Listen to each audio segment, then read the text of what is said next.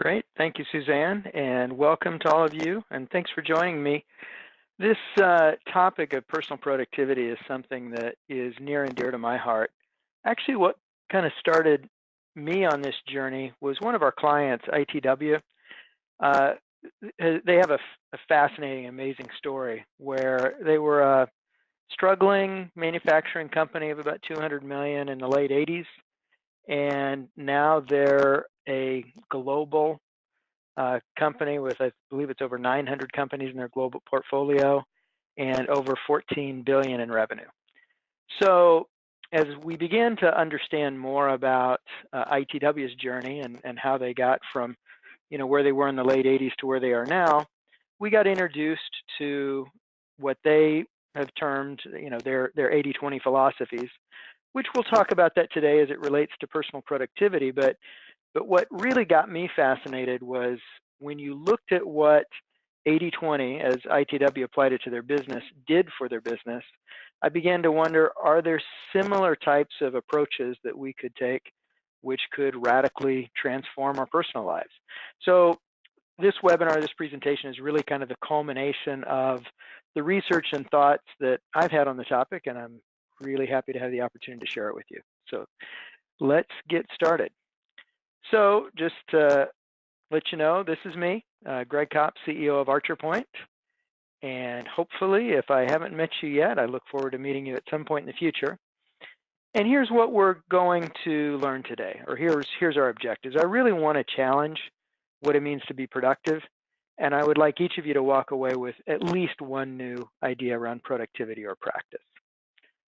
So here's our agenda. First, we're going to frame up productivity. And then we're going to go a little bit further into defining productivity. We're going to talk about the thing which I'm guessing plagues all of us, busyness. We're going to not only talk about 80-20 and what I'm sure all of you are familiar with as it relates to the Pareto Principle, but we're going to take it a step further to what I'm going to call the 80-20 power curve. I was introduced to this idea really through a book by Perry Marshall called 80-20 for Sales and Marketing, which is really just an amazing work on what happens when you 80-20 the 80-20, and we'll definitely talk more about that. Now, as powerful as the 80-20 power curve application has been for my personal life, what I know we all still love are, what are some practical techniques and tools that I can take away?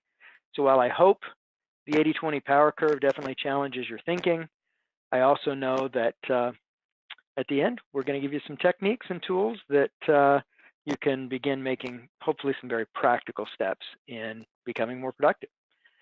So let's talk about how do we frame productivity. What I'd like you to do, I have a few questions for you, and obviously I understand you're all in listen-only mode, so it'll be a little harder to engage in a dialogue about this, but what I'd like you to do is just spend a moment and think about what are you looking for when it comes to productivity. Obviously, you've taken some time to either join me for this presentation or watch the recording later on. So clearly you're looking for something. What is that? And I think it's even better if you can just write it down, because then I'd love for you to come back at the end of this webinar and evaluate, okay, do I feel like I've got any tools that could help me be more productive? But first I've got to understand, what is it I'm looking for? Why do you want to be more productive? And then I think also, how would your life look different if you were more productive? I know when I began kind of my search, I really needed to get clear first on what it was success would look like, or what a more productive life would look like. What was I ultimately trying to accomplish before any of the rest of the work or the answering those questions made a whole lot of sense. So let's define productivity. As I think about productivity, historically, I've thought a lot about kind of this paradigm as the old definition. Feeling like you're in the hamster wheel, life keeps just going faster and faster, and no matter how fast you run, it doesn't seem like you get much further, or really any further at all. So I wanted also then kind of walk our definition of productivity forward through the ages.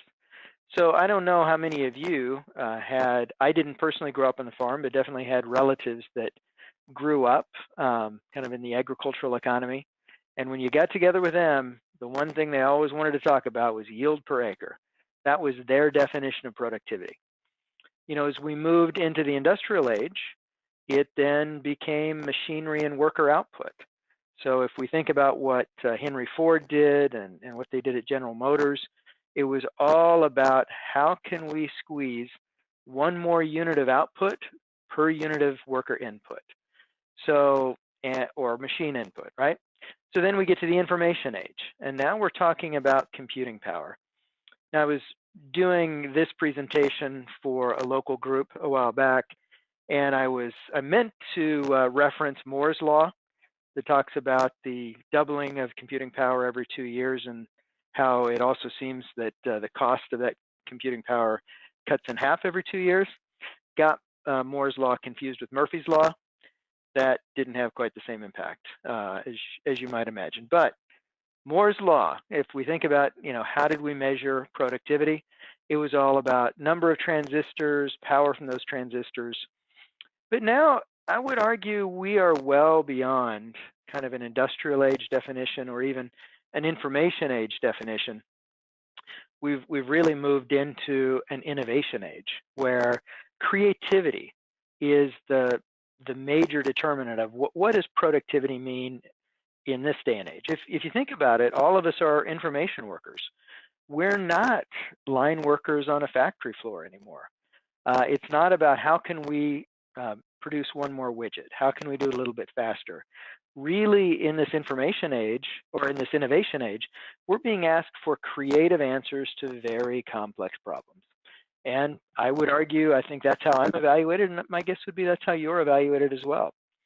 Now, through all of this, I want to challenge our definition, because I think we still have a tendency to define productivity as squeezing one more unit of output per unit of input.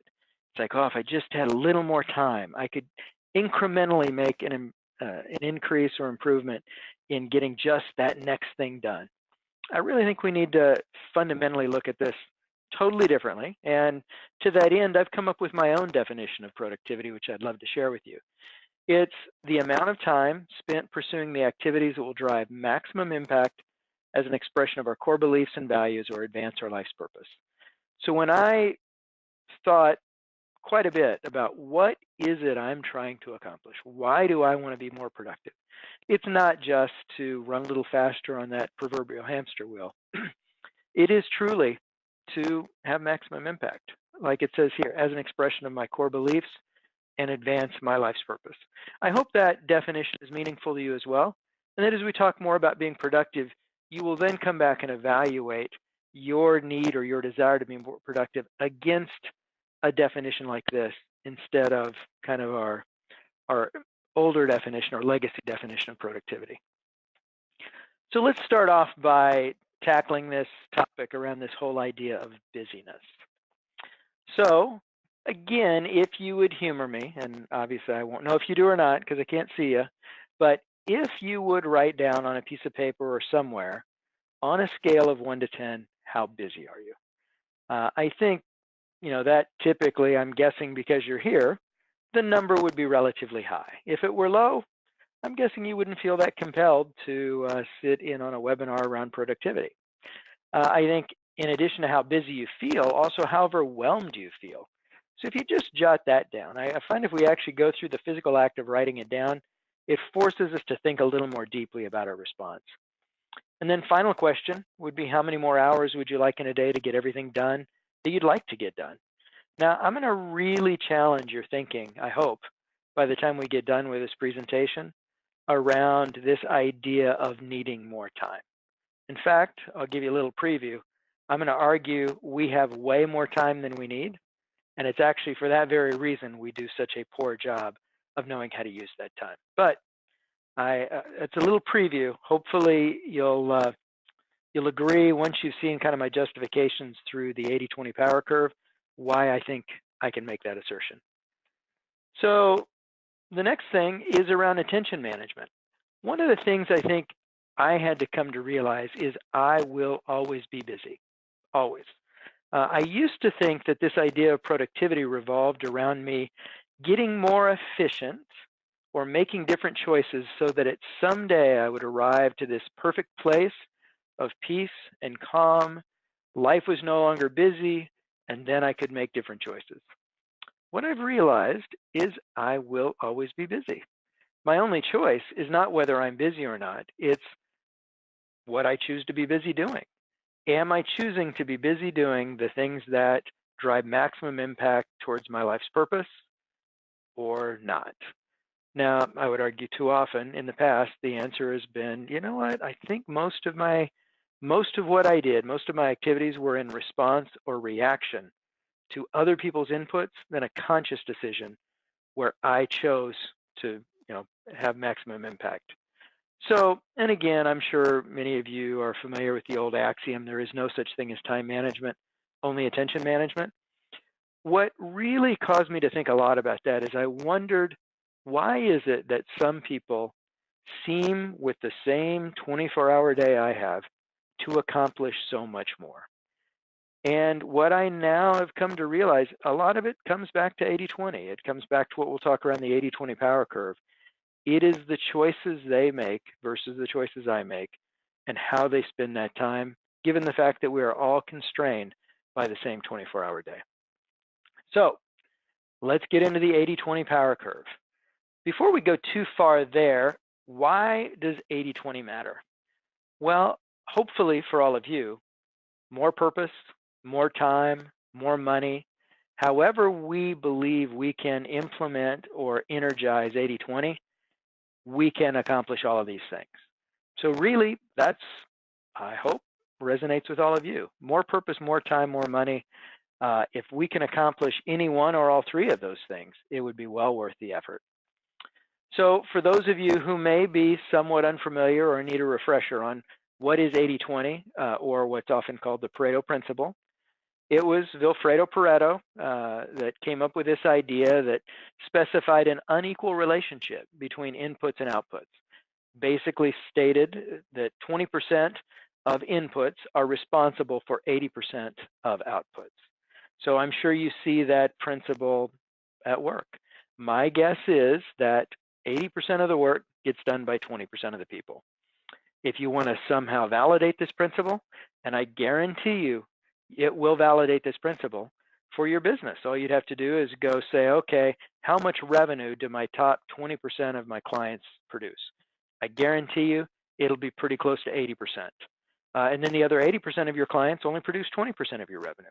We've gone back and done the same analysis that similar to what Vilfredo Pareto did with land ownership, where he was able to validate whether it was town, the region, the country, 20% of the land, or 80% of the land was always owned by 20% of the people. So I guarantee you this principle has been validated over and over again. If you go pick a correlated relationship between inputs and outputs, you will see that same correlation. So let's look at it visually. What this shows you be the 80-20 curve. You'll notice inputs is along the bottom axis and outputs is along the vertical axis. Basically, again, just illustrates what we said. 80% of inputs produce only 20% of outputs, and 20% of inputs produce 80% of outputs, okay? So what that means, and here's what we're going to spend time talking about, not all inputs are created equal. Means that how I choose to spend my time, if I can somehow take any amount of time today where it's relatively insignificant in terms of what it produces and swap it for higher value time, I won't just get an incremental improvement in what I'm capable of achieving, I'll get an exponential improvement. Because as we move up that 80-20 curve, we can see that swapping anything from low value to high value has an exponential effect on the outputs we can create. So let's talk a little bit further. When we think about that 80-20 curve, keep in mind what it tells us, and this is a key thing, inputs and outputs are predictably imbalanced. It's not a linear curve. Cause and effect are not linear. That's often how we think about it. But if we challenge ourselves and go, okay, when have I ever gotten out of something exactly what I put in? I would argue the answer has been never. We always get out substantially less than what we put in or substantially more. Now, as we begin testing that against the 80-20 curve, we realize how powerful that curve can be once we accept there is a predictable imbalance between low value and high value inputs and the outputs that they create. So again, like we say here, if we can swap low value for high value inputs, we won't just have an incremental impact, but an exponential one on what we can achieve. So let's explore the 80-20 power curve further and what we mean by that. When we talk about the 80-20 power curve, what we're saying is what happens when we 80-20 the 80-20. So you'll notice there 80-20 to the first power. That's what we would typically call the 80-20 law or 80-20 rule. What that is also saying is that my most effective inputs are 16 times more effective than my least. Or, said another way, is 20% of my inputs produce 80% of my outputs. So then what happens if we 80-20 that, right? We take our most effective 20% of our inputs that produce 80% of our outputs, and we just focus there, 80-20 that again, or to the second power. What we're now saying is that would illustrate that our most effective inputs are 250 times more effective than our least. Or said another way, 4% of our inputs produce 64% of our outputs. Taken to the third power, there we see the correlation is 4,000 to 1, or 0.8% of my inputs produce a little over half of my outputs. Obviously, we can take it to the fourth power, 65,000 to 1, and to the fifth power, 1,000,000 to 1. And I challenge you, think about moments in your life where a decision, a moment in time, produced an exponential return on that input or that decision. I can definitely think to times in my personal life, in the business, where a very small investment ended up delivering 1,000,000 to 1 return or more. So hopefully you can think of examples similarly. But even if you can't think of an 80-20 to the fifth power example, I know you can think of examples at least to the third and fourth power. Think about examples where you can demonstrate, or where you can find you've had in your personal business life 80-20 to the third, fourth, or fifth power. And I guarantee you'll find it. So, but let's talk about some other real life examples. They have done 80-20 analysis on traffic patterns. So here obviously is just a quick Google Maps of the city I live in. One of the interesting things, as you might imagine, is when they said, okay, if we 80-20 the roads that people travel on, what they found is 80% of the traffic is on only 20% of the roads. But then they 80-20'd that 20%.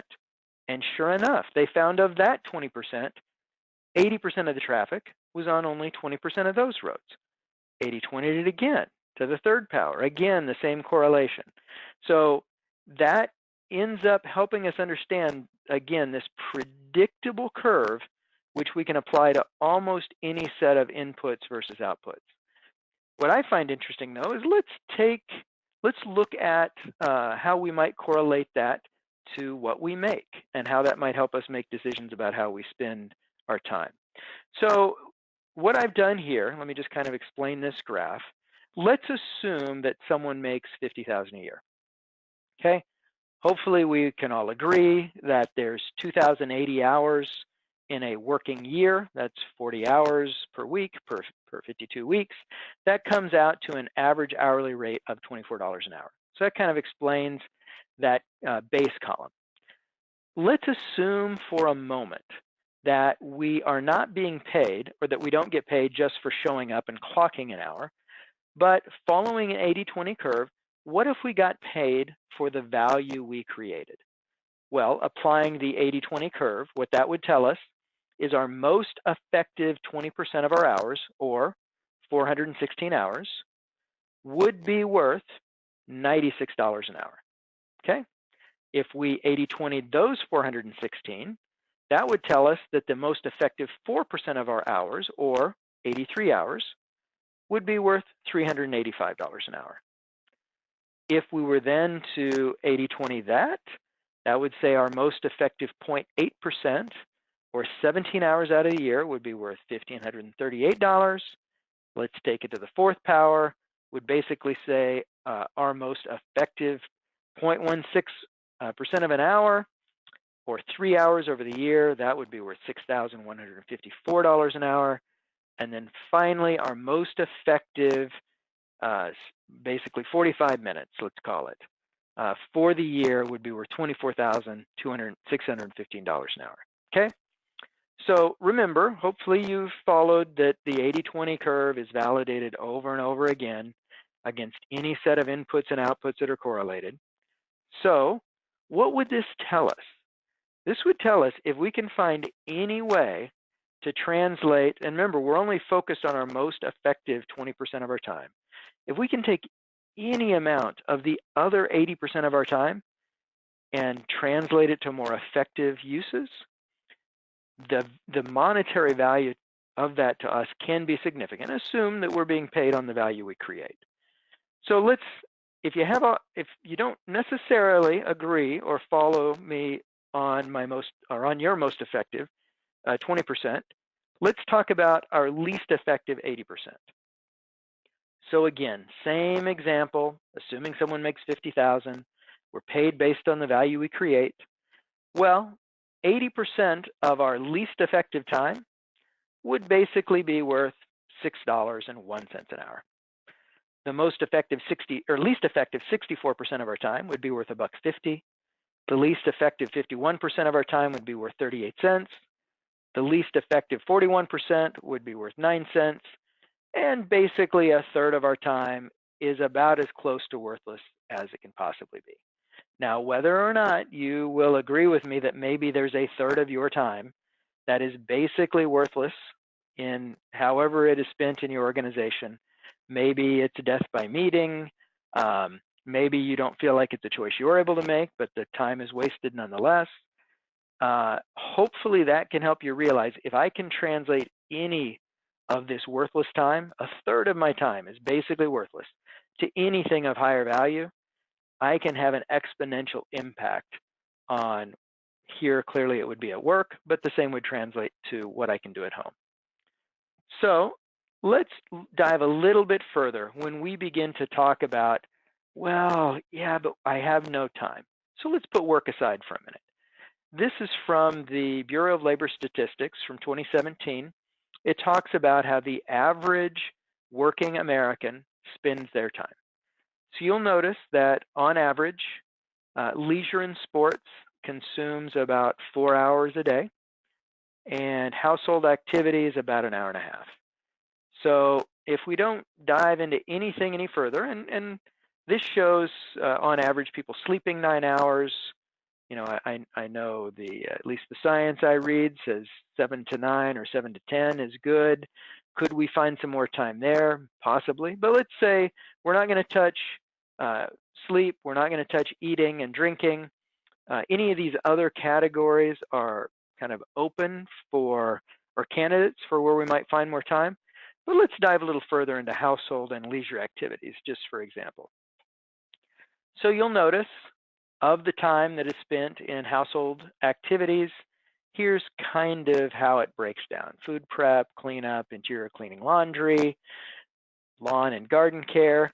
So remember, if we go back to the value of our time, how valuable the most effective 20% of our time is versus the least effective 80%.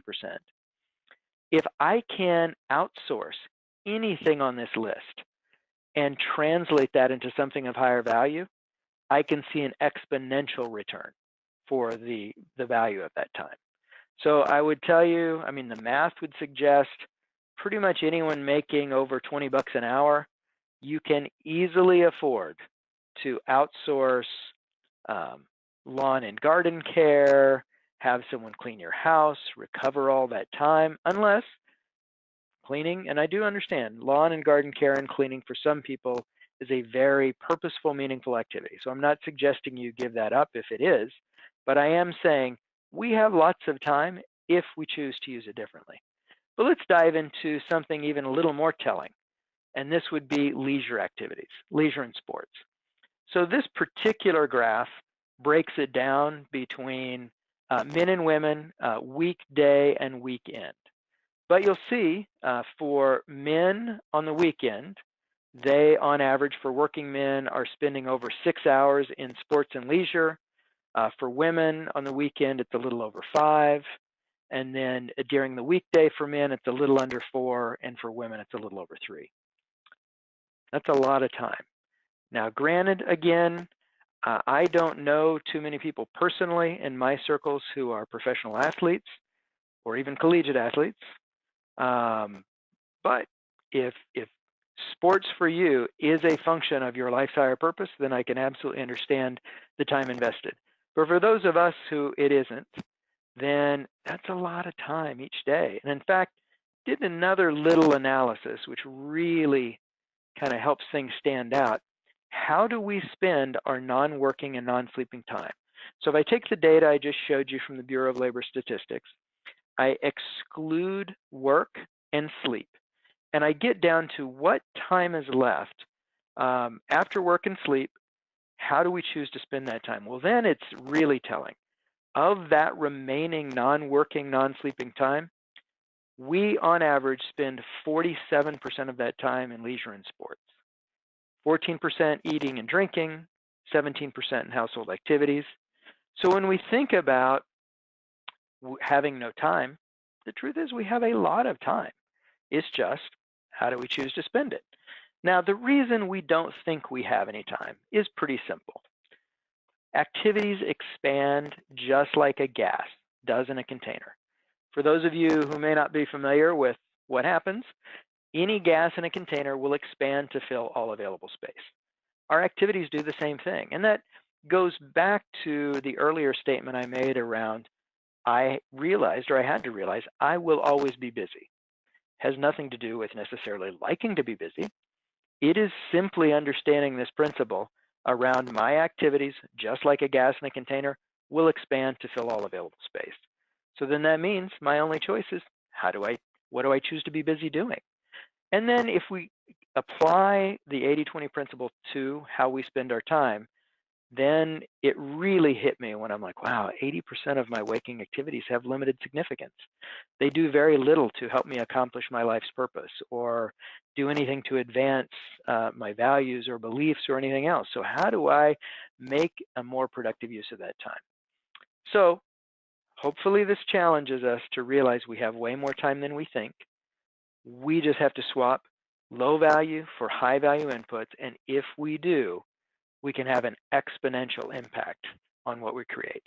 Now, why don't we do this? Pareto's principle has been around for a long time.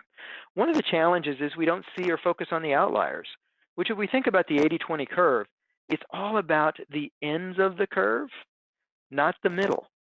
But from probably high school on, we're taught to think about things in terms of a bell curve. And what do we do? Well, what do we do in statistical analysis with outliers? We throw them out. And where do we focus when we look at a typical bell curve distribution? We focus on the middle. So we have to begin understanding if we want to have an exponential impact, it's not about trying to move the middle or the mean. It's about focusing on the ends. How do I take my least effective time and turn it into more effective time? It's not how do I make myself on average more productive. If I swap low value for high value inputs, I will move the mean, but I won't move the mean or the average by focusing on the middle. And unfortunately, that's what we're taught. There was an interesting study done in some of the research I did as I began to look into this, and they did an analysis, and I'll kind of craft this as a hypothetical scenario like they did in this research. Let's assume for a moment that you had created a perfect assessment that you could give to a candidate, and you knew if anyone took this assessment, they would be a great fit, a great employee, they'd be able to do exactly what you'd ask them to do. So let's assume that you gave this assessment to 100 people, and the top 2 people, let's say one got 100% and the other got 99%. Well, the way we're often thought to think about this would be, we'd look at it and go, hey, I think both these candidates would be great. There's a very small delta between them. One's 99, the other's 100. Well, the reason we're taught to think that way is because we think in a typical bell curve distribution. However, if we think of it based on an 80-20 distribution, or 80-20ing the 80-20, what they realized is your most effective person, or the one that got 100%, wasn't just 1% more effective than the person right behind them. The potential was 5 to 10 times more effective. The reason being is because the person who got 100%, we didn't know how to ask them questions, which would have tested their upper range. If we'd known how to continue to ask questions, we would have discovered the Pareto distribution, or the 80-20 to the third, fourth, or fifth power. We just didn't know how to assess that. So it's something to keep in mind as we think about where we should focus. Don't focus on the average. Focus on the two ends. How do I swap my least effective time for more effective time? And then finally, the reason we don't do this more often is because we're irrational. We think life should be fair. We think what I put in, I should get out. And if we get that out of our minds, think in terms of an 80-20 distribution, now we'll begin to see a real impact. So that's it on the 80-20 power curve. Let me spend a few minutes here before the end of our hour talking about productivity techniques. So one of the challenges is, how do we beat mindlessness? Most of our decisions are made on autopilot. And I would ask you, and this was something that really challenged me, how much do you think of your time each day is a result of a conscious decision you made to invest in the 3 most important things that you want to accomplish? Now, I'll tell you, when I did this, or when I posed this question to myself, unfortunately, I realized many days the answer was none, 0%. There was very little time spent on the 3 most important things that I thought I needed to accomplish. Now, it wasn't that I didn't work on important things. It was often what other people thought was important. And I just realized that so much of my life was reacting to other people's inputs. So, what are some techniques to deal with that? One way to beat mindlessness is to change how we frame decisions. If we can reframe decisions from whether or not decisions to seeing each decision as a decision among competing choices, we will begin to basically see different opportunities and outcomes from our decisions. So let me kind of explain what I mean by how can we preserve a better future alternative. And so let's say a good example would be someone asks you to show up for a meeting. If we frame that as a whether or not decision, you're going, okay, should I or shouldn't I show up for the meeting? And the challenge is, if you think there's any value to your participation in the meeting, chances are pretty good you're going to show up. However, if we always preserve one option as a better future alternative, now I can think of this decision more on a continuum. So let's say someone asked me to show up for a meeting, and in my mind, I've got to rate that on a 100-point scale. And I go, well, you know what? It's not a 0. But maybe it's a 5 on a 100-point scale. So the value of my participation is really low. Now, because I know I'm preserving one option as a better future alternative, what are the chances that anything will come along that is more important than a 5? Well, the chances are almost guaranteed. It's an almost certainty that something more important will come up. Well, now because I've taken it out of this realm of a binary decision, yes or no, seen it on a continuum, realized that likely something more important will come along, or even better yet, I should probably be doing this time on something that is a conscious decision on my part to advance the most important things that I'm trying to accomplish. So that can radically change how you frame and make your decisions. Another thing is creating boundaries. We have a built-in tendency to overconsume and overschedule. So I'm guessing all of you use Outlook. And I'm guessing that in your organization, people have access to your calendar. How many times have you walked in thinking you had nice blocks of time to get things done in a day, only to find out when you opened up your Outlook, you had a day full of meetings because people just scheduled you. Well, one of the things that I began to realize is I needed to block off time proactively for the most important things that I needed to accomplish for myself and for the organization. So I started with 2 90-minute blocks a day, and it has been transformative because what that's done, and I haven't been secretive about what I'm doing or why I'm doing it, but now in the past, there's always kind of this email proliferation or meeting proliferation where people might invite me to meetings, not because even they necessarily thought I needed to be there. They thought I might just want to be there. So now, obviously, there's if they try to schedule a meeting during one of these blocks, shows up as a conflict, and if they really think I should be there, they'll call. The other thing is if it's really important for me to be there, then if they can, they'll move it into a block where I am available for meetings, and that allows me to batch and chunk, not only the things that I need to accomplish, but as well I'm doing all the meetings, internal or external, during specific times of day. So I get into a specific type of rhythm or consistency there. So I would encourage you, block some time on your calendar each day, and if you can't start with 2 90-minute blocks, start with 1 30-minute block, something that says I am going to focus on the most important things I need to accomplish today during this block. Another thing is prioritize cold. How we choose to spend our day directly correlates to how much time we plan spending our day. So if we do it first thing in the morning, we're always going to be better because regardless of how people think they function at the end of the day, you're always the most tired, stressed, hungry, whatever. So if you start fresh, prioritize, do that before you open up email and start reacting to other people's inputs. Make sure you're choosing first thing in the morning how you'll spend your day versus reacting to whatever may be thrown at you. The next big challenge, and I would really encourage you to go back and do this, is pick one recurring thing on your calendar and unchoose it. Because following the 80-20 principle, that would say 80% of our impact is driven by only 20% of what is currently on our calendar.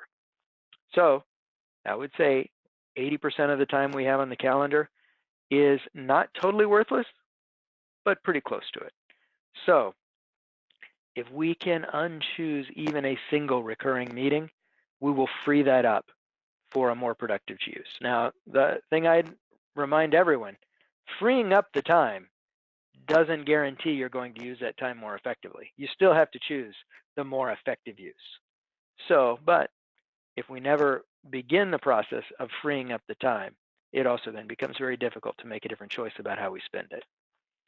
And then batch, reduce task switching. So what's called dual task interference. So as you'll see here, the average performance of a Harvard MBA drops to that of an 8-year-old when somebody tries to multitask or does task switching. Also, another study basically talked about how switching regularly between tasks makes you 40% slower. The problem, though, is people will say, oh, I'm a great multitasker. It's not because they're faster, and you'll never find a study that shows anyone is good at multitasking if they've actually studied how much they produced. The problem is we get a dopamine hit from checking things off the list. So you're going to be challenged when people say, I'm a great multitasker. I guarantee you they're not more efficient or productive, but they definitely feel better about the fact that they're less so.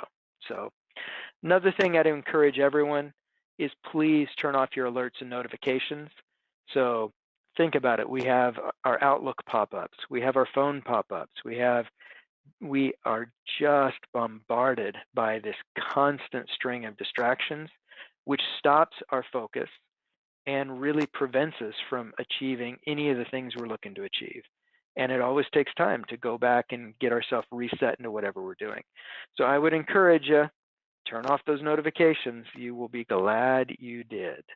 So let's talk about productivity tools, because I want to leave you with a few more things before we get to Q&A. So I don't know how many of you are familiar with David Allen's book, Getting Things Done, but it has been a life changer for me. So what David Allen is really trying to do in Getting Things Done is dealing with what he calls open loops. It's all those things that are on our mind, which we're trying to manage in our mind. So I'm guessing, even during this presentation, all of you have likely thought of 5 or more things that you should be doing, should have done, want to make sure you don't forget.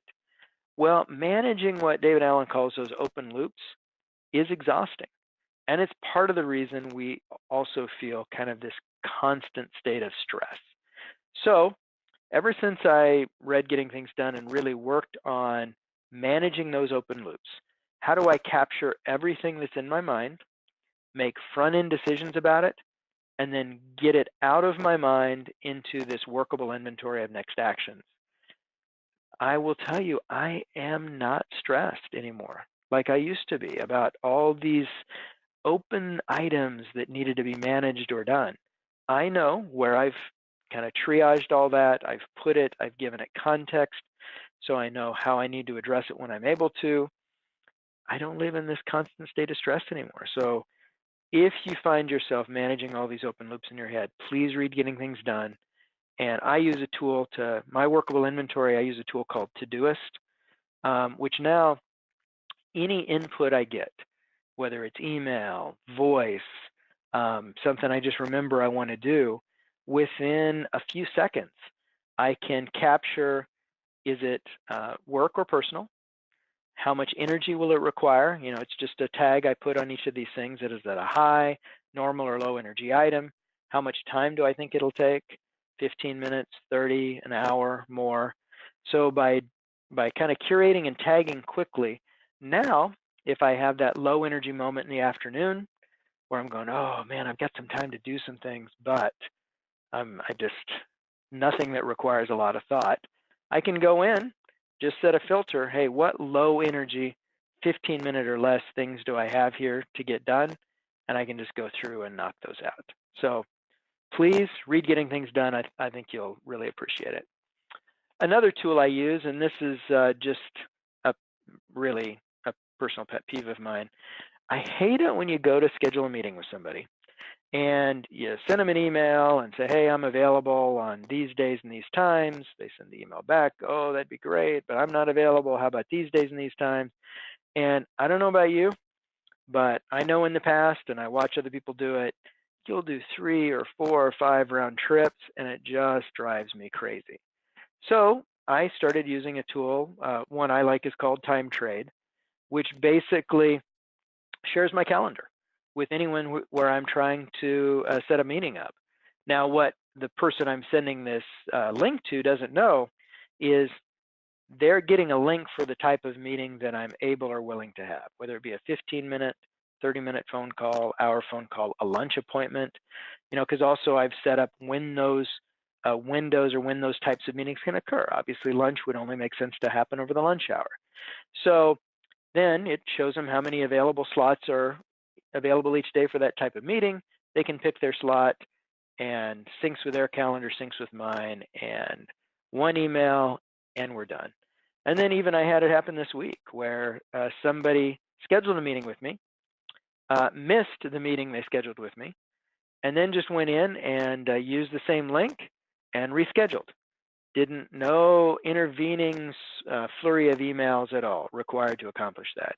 Now, our support team saw that I was using this and said, hey, we see you're using this tool. What would you mind if we used it? I'm like, no, please. I'd love to see what you guys think. So our support team began using it, and they reported back that they were probably saving 2 hours a week just in not doing these constant round trips trying to find availability and schedule calls or meetings. So hopefully you'll get some benefit out of a tool like Timetrade. There are others available, but the reason I really like Timetrade is it syncs with Outlook better than some of the others I've seen. Another is Yammer, Slack, or Teams. So this was really kind of transformational for us because before we had a tool like this, anytime we wanted to communicate internally, it was the dreaded all company email. You'd send one of these emails and somebody, you know, wouldn't understand how not to hit reply all. They'd hit reply all, and then we'd get what I'd call the email algae bloom.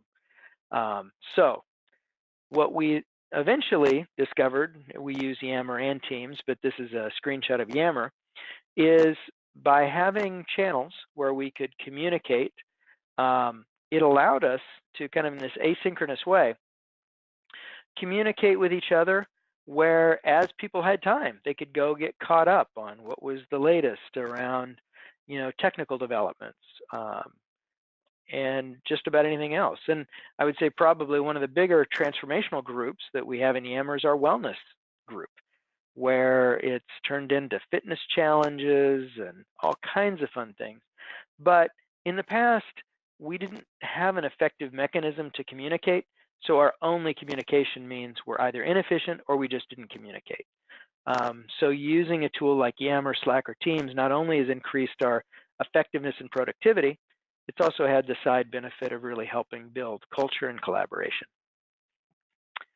So another tool I would encourage every organization to get is one we use called Office Vibe, which is a fantastic tool which measures 13 different measures of employee engagement. And so that has been transformational for our organization, because part of our challenge when we think about 80/20 is, okay, great, I've taken some of my low value time, I've gotten rid of that, I'm ready to redirect that towards more productive uses, but where should I go focus that time or energy? Well, by by having something like Office Vibe, it's helped us understand where we could go focus our energy to best effect. So whether it be personal growth, whether it be wellness, alignment, happiness, it's been in each of these categories, obviously in Office Vibe, you can drill in further to specific metrics. And so I'd encourage you, if any of you would ever like it, I can get you a referral code, which I think gives you a free month for your organization to try out Office Vibe. It is probably one of my favorite tools out there, not only to help us be more productive, but effective. Another tool, and this tool I absolutely couldn't live without in terms of productivity, is called Sanebox. So Sanebox, I don't know about you, but I have this kind of hate-hate relationship with my inbox. It just feels like, you get bombarded, and it's this never-ending battle we wage to stay on top of the inbox.